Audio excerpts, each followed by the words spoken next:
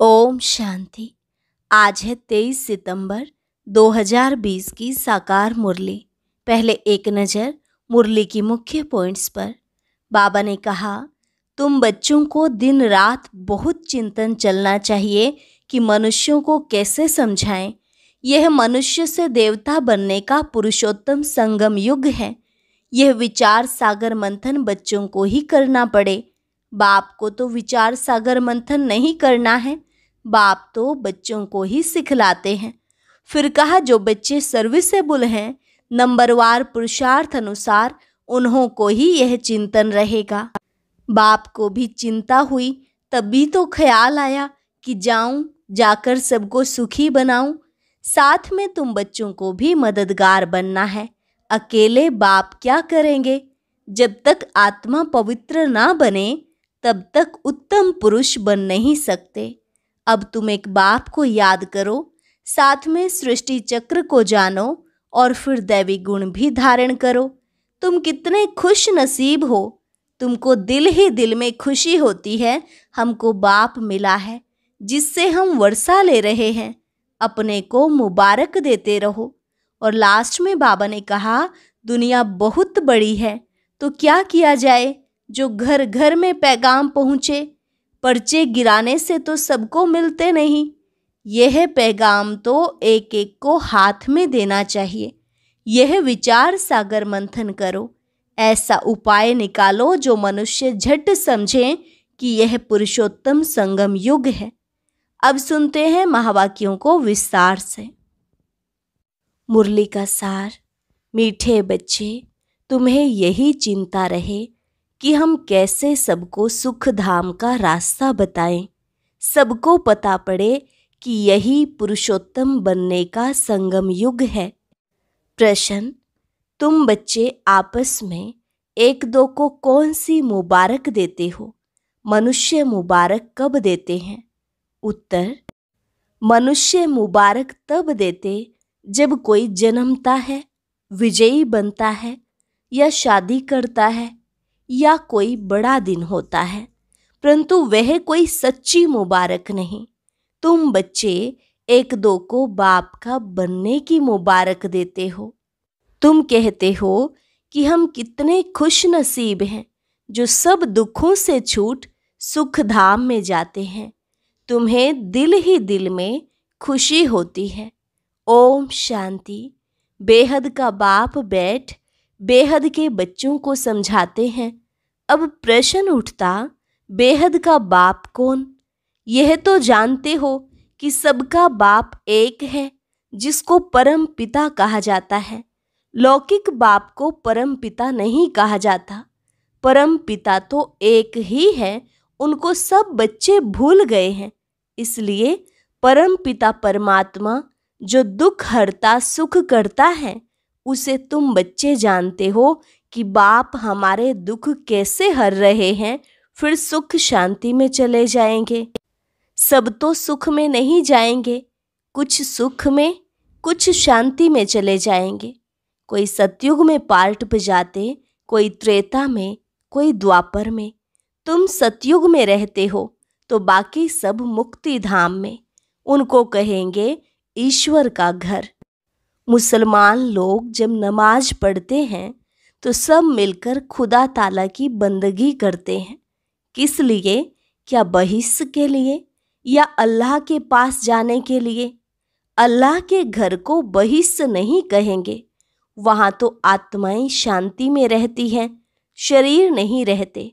यह जानते होंगे अल्लाह के पास शरीर से नहीं, परंतु हम आत्माएं जाएंगी। अब सिर्फ अल्लाह को याद करने से तो कोई पवित्र नहीं बन जाएंगे। अल्लाह को तो जानते ही नहीं। अब यह मनुष्यों को कैसे राय दें कि बाप सुख शांति का वर्षा दे रहे हैं? विश्व में शांति कैसे होती है? विश्व में शांति कब थी? यह उन्हों को कैसे समझाएं? सर्विसेबल बच्चे जो हैं, नंबरवार पुरुषार्थ अनुसार उन्हों को ये चिंतन रहता है। तुम ब्रह्मा मुख वंशावली ब्राह्मणों को ही बाप ने अपना परिचय दिया है। सारी दुनिया के मनुष्य मात्र के पार्ट का भी परिचय दिया है। अब हम मनुष्य मात्र को बाप और रचना का परिचय कैसे दें? बाप सबको कहते हैं, अपने को आत्मा समझ मुझे याद करो तो खुदा के घर चले जाएंगे। गोल्डन एज अथवा बहिष्ठ में तो सब जाएंगे नहीं, वहां तो होता ही एक धर्म है, बाकी सब शांति धाम में है। इसमें कोई नाराज होने की बात ही नहीं। मनुष्य शांति मांगते हैं, वह मिलती ही है अल्लाह अथवा गॉड फादर के घर में। आत्माएं सब आती हैं शांति धाम से, वहां फिर तब जाएंगे जब नाटक पूरा होगा। बाप आते भी हैं पतित दुनिया से सबको ले जाने के लिए। अभी तुम बच्चों की बुद्धि में है, हम शांति धाम में जाते हैं फिर सुख धाम में आएंगे। यह है पुरुषोत्तम संगम युग। पुरुषोत्तम अर्थात उत्तम से उत्तम पुरुष। जब तक आत्मा पवित्र ना बने तब तक उत्तम पुरुष बन नहीं सकते। अब बाप तुमको कहते हैं, मुझे याद करो और सृष्टि चक्र को जानो और साथ में दैवी गुण भी धारण करो। इस समय सभी मनुष्यों के कैरेक्टर्स बिगड़े हुए हैं। नई दुनिया में तो कैरेक्टर बहुत फर्स्ट क्लास होते हैं। भारतवासी ही उच्च कैरेक्टर वाले बनते हैं। उन उच्च कैरेक्टर वालों को कम कैरेक्टर वाले माथा टेकते हैं, उनके कैरेक्टर्स वर्णन करते हैं। यह तुम बच्चे ही समझते हो, अब औरों को समझाएं कैसे? कौन सी सहज युक्ति रचें? यह है आत्माओं का तीसरा नेत्र खोलना। बाबा की आत्मा में ज्ञान है। मनुष्य कहते हैं मेरे में ज्ञान है। यह देह अभिमान है, इसमें तो आत्म अभिमानी बनना है।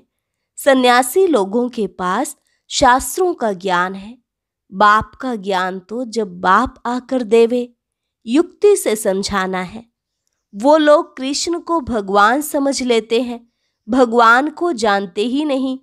ऋषि मुनि आदि कहते थे हम नहीं जानते हैं, समझते हैं मनुष्य भगवान हो नहीं सकता। निराकार भगवान ही रचता है, परंतु वह कैसे रचता है? उनका नाम रूप देश काल क्या है?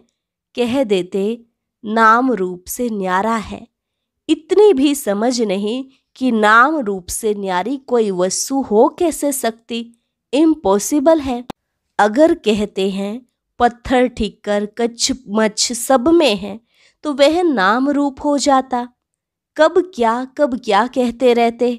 बच्चों को दिन रात बहुत चिंतन चलना चाहिए कि मनुष्यों को हम कैसे समझाएं। यह मनुष्य से देवता बनने का पुरुषोत्तम संगम युग है।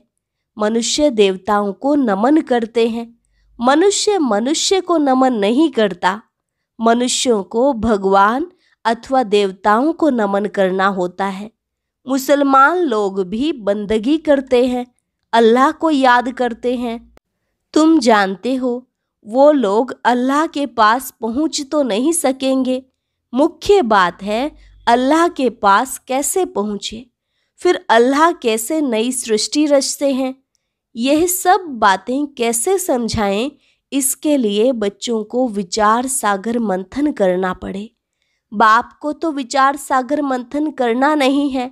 बाप विचार सागर मंथन करने की युक्ति बच्चों को सिखलाते हैं। इस समय सब आयरन एज में तमो प्रधान है। जरूर कोई समय गोल्डन एज भी होगी। गोल्डन एज को प्योर कहा जाता है। प्योरिटी और इम्प्योरिटी, सोने में खाद डाली जाती है ना। आत्मा भी पहले प्योर सतो प्रधान है, फिर उनमें खाद पड़ती है। जब तमो प्रधान बन जाती है तब बाप को आना है। बाप ही आकर सतो प्रधान सुख धाम बनाते हैं।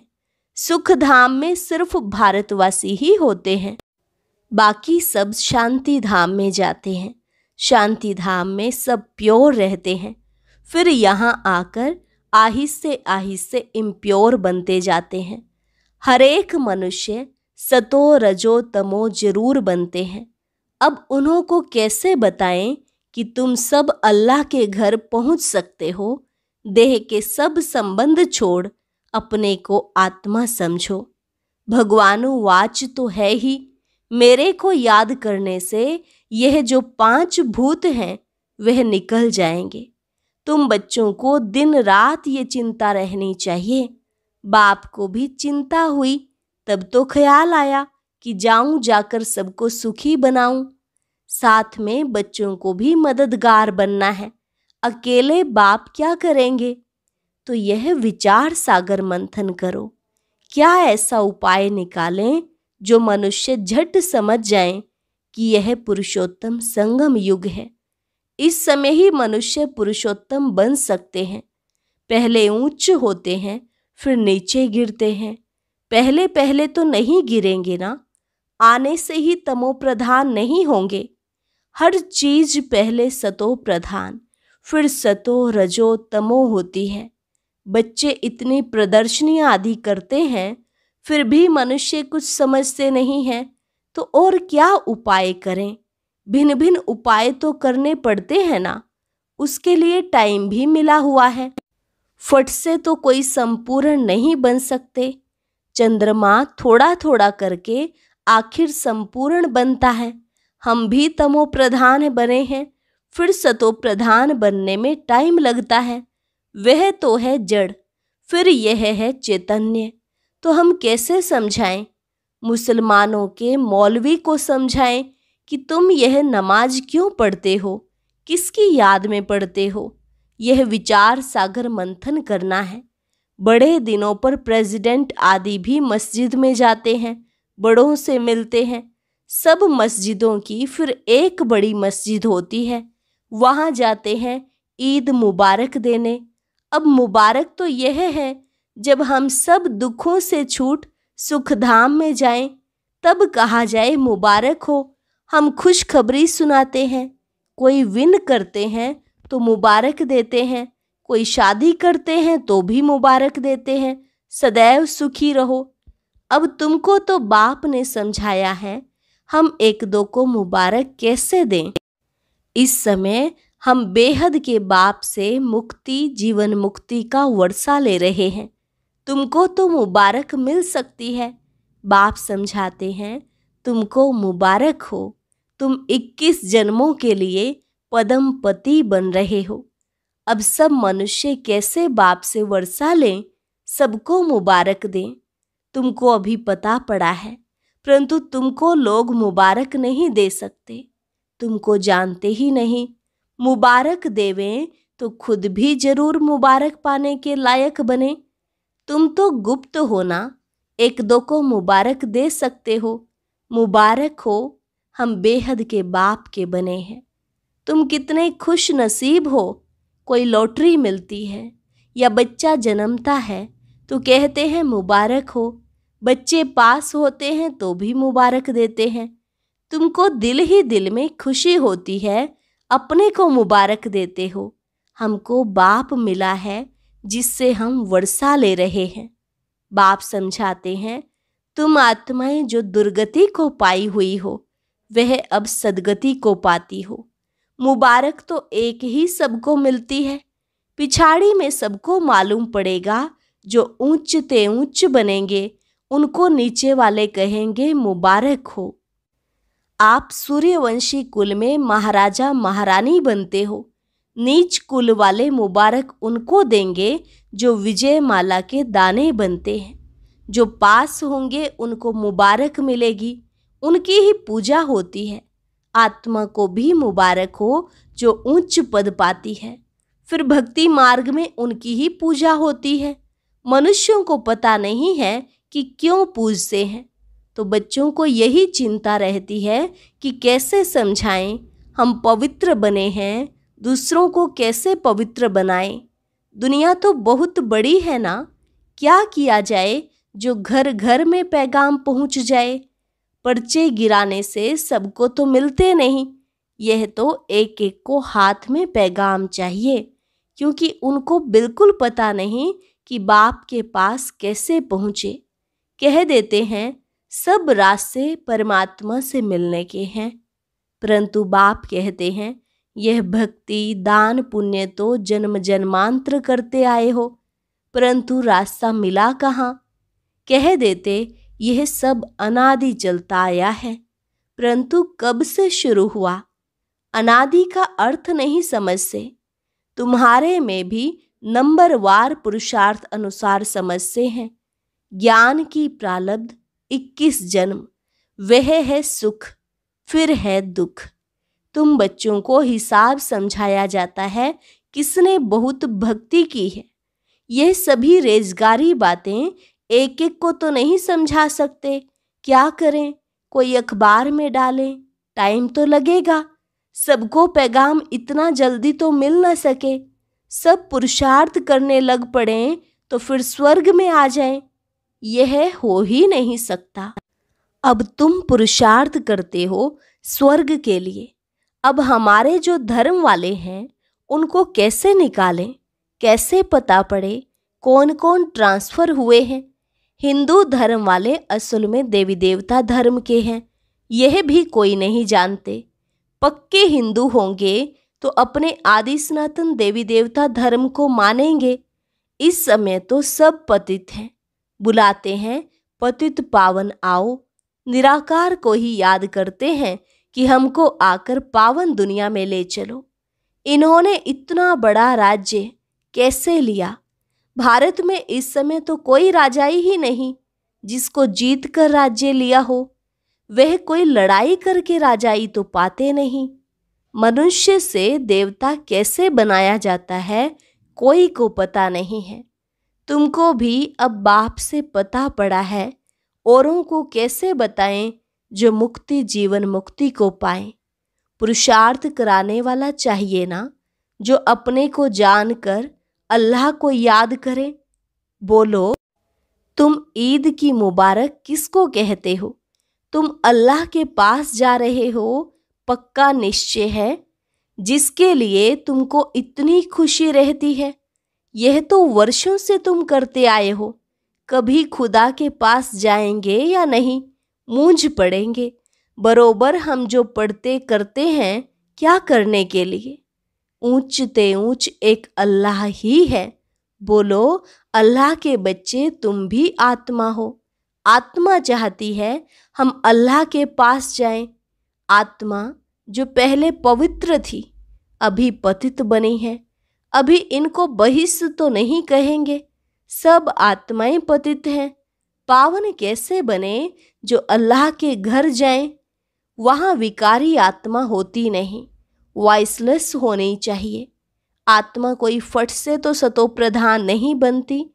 यह सब विचार सागर मंथन किया जाता है।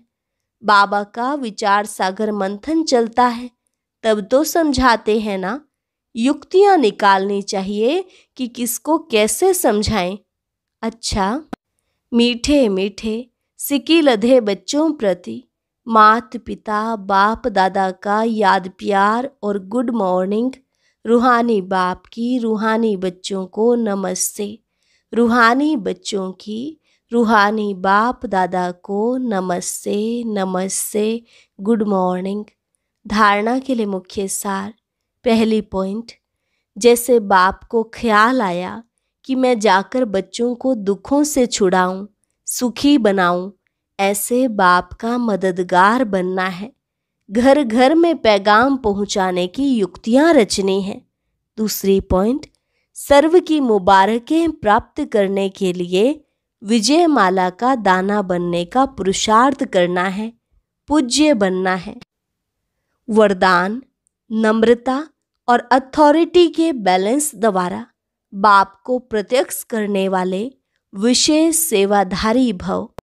नम्रता और अथॉरिटी के बैलेंस द्वारा बाप को प्रत्यक्ष करने वाले विशेष सेवाधारी भव।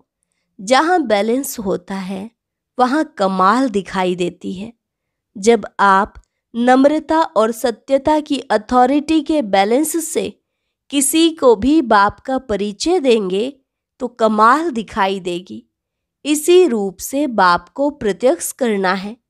आपके बोल स्पष्ट हों, उसमें स्नेह भी हो, नम्रता और मधुरता भी हो, तो महानता और सत्यता भी हो तब प्रत्यक्षता होगी। बोलते हुए बीच बीच में अनुभव कराते जाओ, जिससे लगन में मगन मूर्त अनुभव हो। ऐसे स्वरूप से सेवा करने वाले ही विशेष सेवाधारी हैं। स्लोगन: समय पर कोई भी साधन ना हो तो भी साधना में विघ्न ना पड़े। समय पर कोई भी साधन ना हो तो भी साधना में विघ्न ना पड़े। अच्छा। ओम शांति।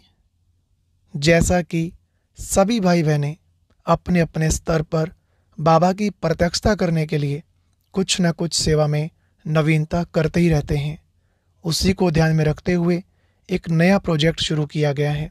हम सब के लिए बहुत ही बड़ी खुशी की बात है कि आज ईश्वरीय सेवाओं का विस्तार करने हेतु एक नया चैनल बनाया गया है, जिसका नाम है सबका मालिक एक। और आज ही इस चैनल पर प्रथम वीडियो अपलोड की गई है, तो सभी भाई बहनें उसको ज़रूर देखें और चैनल को सब्सक्राइब भी ज़रूर कर लें।